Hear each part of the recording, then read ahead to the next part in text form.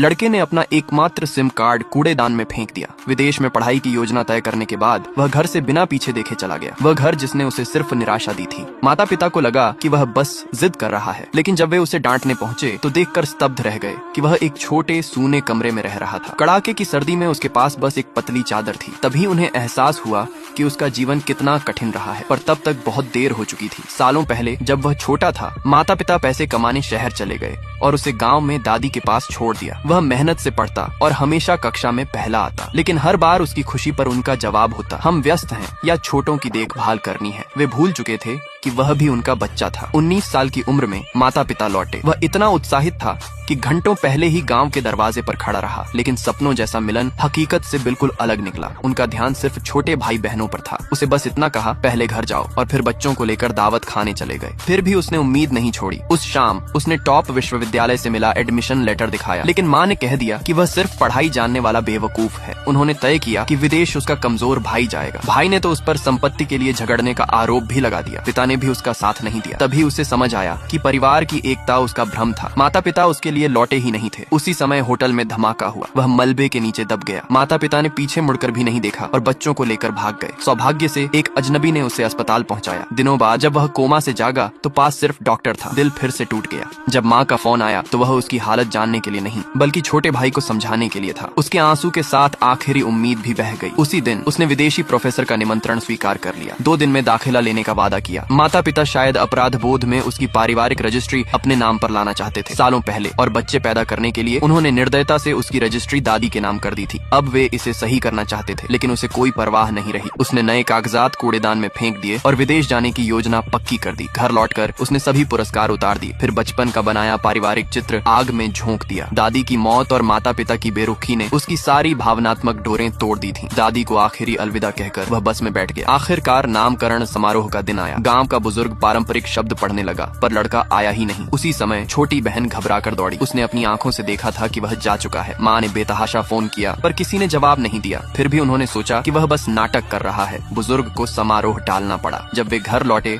और उसका कमरा खोला तो अंदर देखकर पूरी तरह स्तब्ध रह गए।